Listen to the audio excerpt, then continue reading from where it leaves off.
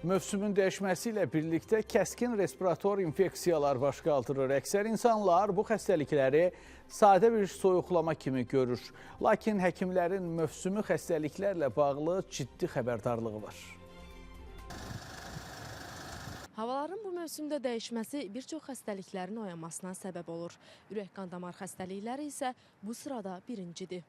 Hərarət, halsızlıq və öskürək, yaz payız aylarının ayrılmaz hissəsi olan bu simptomlar bəzən sadə bir virusdan sağalmaz xəstəliklərə də səbəb ola bilir. Mövsümi xəstəliklər deyib ötüşdürdüyümüz, yaxud ev şəraitində özümüzü müalicə etməyə çalışdığımız respirator xəstəliklərin ürək və qan damar sisteminə gizli təhlükəsi qaçılmazdır. Hava gah elə olur, gah belə olur, tutmaq olmur. Yəni belə olanda da xəstəliklərdən qaçmaq mümkün olmur. Bədəndə problem varsa həkimlərə məsləhət eləsinlər.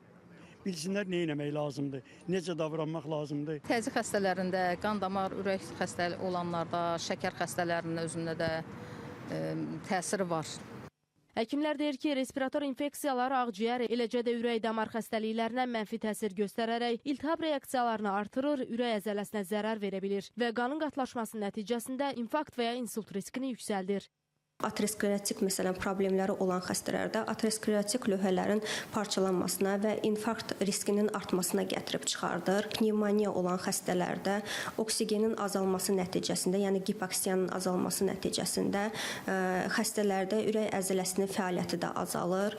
Həkim həmçinin bildirir ki, infeksiyaya yoluxan xəstələr çox zaman özləri evdə müalicə üsulu ilə sağalmağa çalışır. Bu isə onların sağlamlığı üçün ciddi təhlükədir. Maye köçürdürlər, antibiotika başlayırlar, halbuki olmaz. Yəni dərhal hansısa bir simptom aşkarlananda ürək damar xəstəliyi olan xəstə yəni dərhal həkimə müraciət etməlidir. Bəs profilaktik üsullar nədən ibarətdir? Xəstələr ilk növbədə vaksinasiya olunmalıdır. Şəxsi gigiyenasına riayət etməlidir. Diana Cəlali, Kənan Abdullayev, Spice xəbər.